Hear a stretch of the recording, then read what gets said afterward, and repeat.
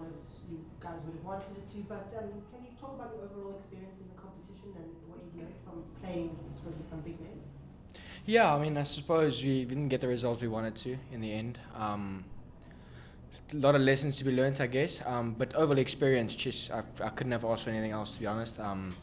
Super privileged to be here, and I think all the boys brought me in, made me feel like it's a family. So, yeah, it's been absolutely awesome. What have you enjoyed the most? Oh, geez, I think there's so many things that I've learnt. Obviously, you enjoy spending time with the people that you didn't ever think you would spend time with, like overseas people coming over. Some of the locals, play against them, but you never really speak to them. So now when you're in the same team, it's almost like you got an opportunity to spend some time with them. Yes, well done in your individual performance. Thank you. Pretoria are a former finalist in this tournament. What do you think? You know, is it difficult? And we've seen Sunrisers have won it twice, so it's not impossible to sustain success. Why do you think that hasn't happened for Pretoria this year? I think we all know how cricket works. It's one of those sports where it's so unpredictable. You never know what's going to happen. Obviously, we all got very good players in every team. It's just a matter of who wants it more, I think. There's always so many different things that can make a game go wrong. And unfortunately, this tournament it didn't go our way. So got lots to learn on, and hopefully we can improve individually and as a team next year. Good day. I'd just like to know, obviously, if you play against a team, you prepare for the team that you think they're going to pitch. Obviously today, MI Cape Town pitched quite a different team than one would have thought. Did you feel that influenced your plans and how you thought you were going to play the guys? Because obviously, I think you guys prepared for something like Rassi and Rizzo, etc., Rickleton, and then they pitched a whole different team. So how did it affect you guys? I think you almost go into a game knowing what each player does individually. I mean, you have the analysis on everyone. You go through everything that you need to do.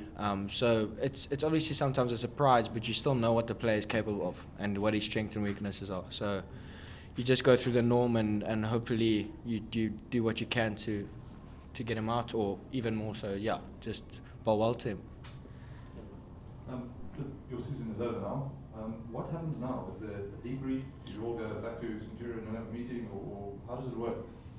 Obviously, this is my first time doing it, so I'm not entirely sure about what happens. But I suppose everyone goes their separate ways. We'll obviously have a team gathering after this. But yeah, I'm not sure. I'm not the right person to ask.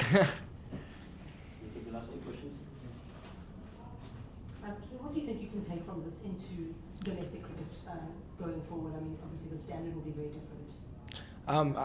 What isn't there to take into it? I think you learn so much. Like I've learned so much more than what I knew in the beginning. And cricket's a game where the more you learn, the better you get, and the more people share their own experiences and skills and whatever with you, you almost learn. So you got to take everything. And domestic is obviously it's not as good level as this, or let's say crowds. Cricket's still good. But it's still, cricket is cricket. Everyone's fighting for a role, everyone's fighting for a place in the team. I think you just need to do what you do best. Keagan, you obviously had two different captains during this tournament. Can you just take us through how Riley was at the start of the tournament and then Kyle at the backing? Yeah, Riley's an excellent captain. I mean, he's taken me under his wing. He's done everything for me. He's helped me a lot with what he knows, his experiences.